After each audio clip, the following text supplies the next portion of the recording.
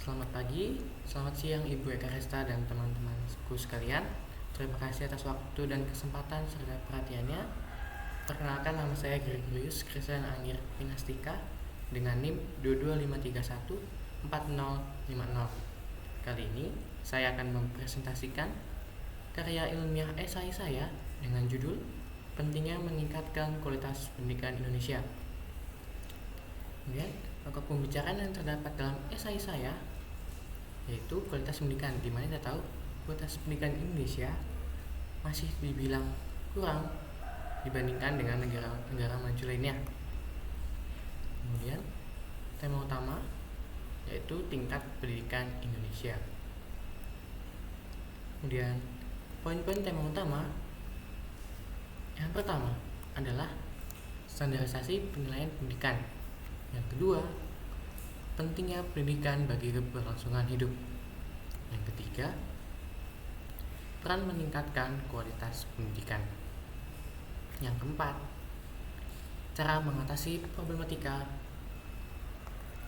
Yang kelima, manfaat pendidikan berkualitas. Nah, poin pertama, standarisasi penilaian pendidikan. Seperti yang kita tahu adalah pendidikan adalah cara perkembangan seseorang yang mencakup sikap dan tindakan yang berlaku di masyarakat serta proses mengembangkan sifat kepribadiannya agar menjadi manusia yang berguna.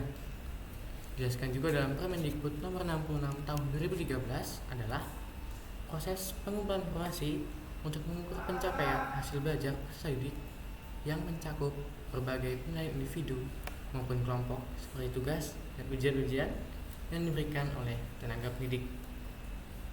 Selanjutnya, pentingnya pendidikan bagi keberlangsungan hidup, bahwa pendidikan menjadi acuan dasar untuk pegangan kita dalam melakukan seluruh kegiatan ke depannya atau menjadi unsur terpenting dari masing-masing individu. Kemudian, Indonesia dalam bidang pendidikan masih berada pada tingkat yang jauh dibanding negara yang ada di seluruh dunia. Padahal, di era globalisasi ini, Indonesia menjadi salah satu dari negara yang ikut meramaikan perdagangan internasional. Indonesia menjadi ladang para investor menanamkan modalnya kepada perusahaan yang ada di Indonesia. Karena hal itu, perusahaan pasti membutuhkan para pekerja atau sumber daya manusia. Di era globalisasi ini, keberadaan sumber daya manusia memberikan kontribusi yang kurang maksimal disebabkan karena kurangnya pendidikan.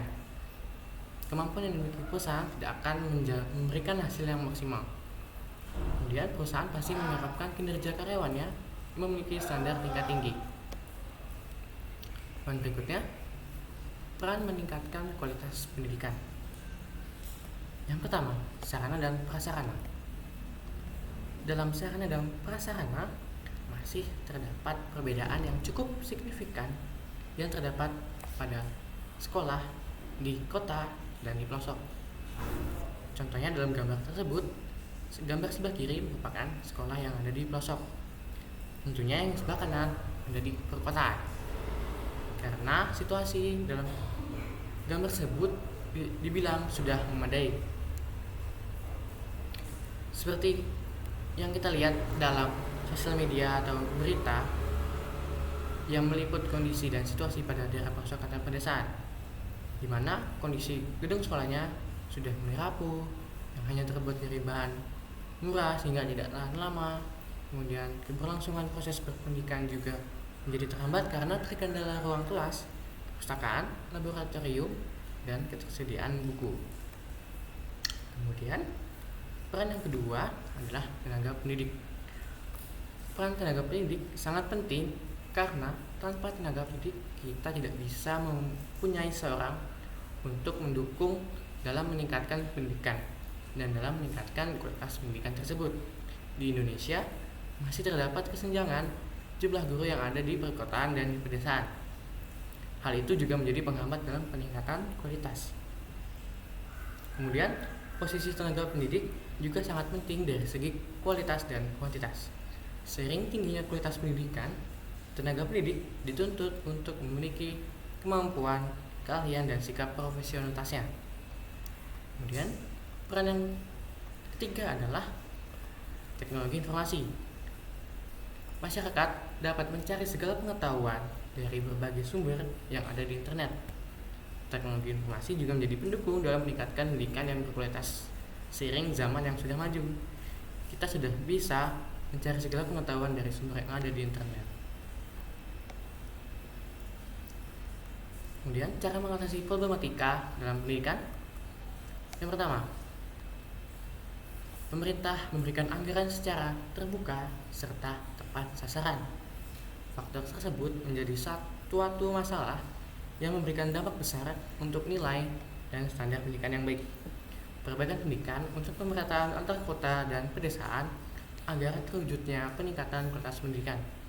Kita berharap pemerintah melakukan kebijakan pendidikan nasional dengan memberikan anggaran secara terbuka untuk mewujudkan sarana dan prasarana yang mencukupi sehingga layak untuk penerus bangsa ini. Kemudian,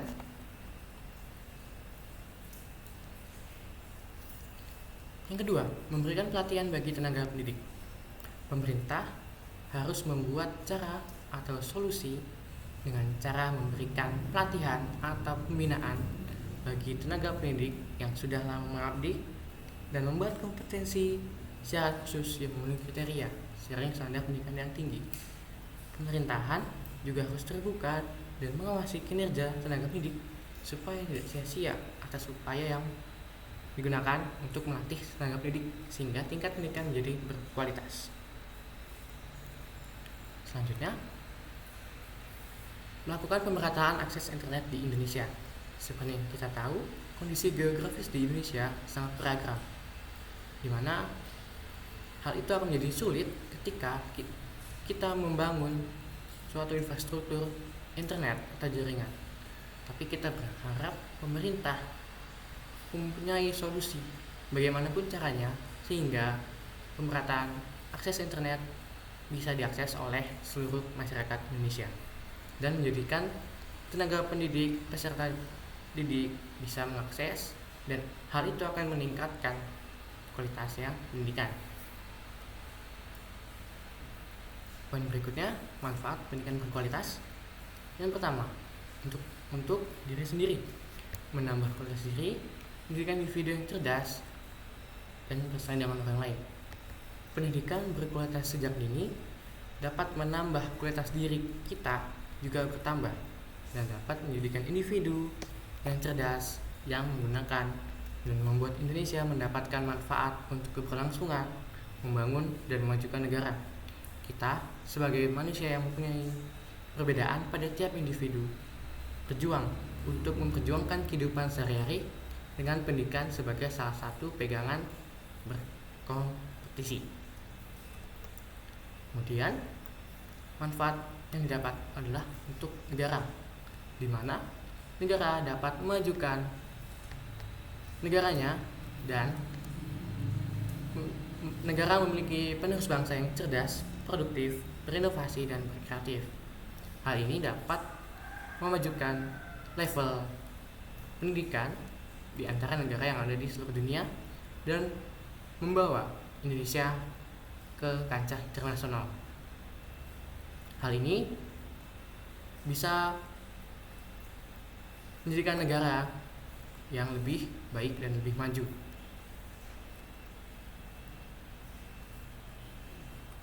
Selanjutnya, kesimpulan. Kesimpulan yang saya sampaikan dalam esai saya adalah pendidikan di Indonesia harus terus diperbaiki dengan melihat pesaing-pesaingnya di negara maju lainnya. Tanpa pendidikan, kita tidak bisa berkembang. Maka dari itu, marilah kita mendukung pemerintahan untuk memajukan atau meningkatkan pendidikan sehingga menjadi berkualitas dan menjadi lebih baik dibanding negara maju. Seperti negara maju lainnya, hasil yang akan didapat akan sangat berarti untuk kepentingan bersama dan dapat membawa Indonesia menjadi generasi emas, generasi yang cerdas, produktif, berinovasi.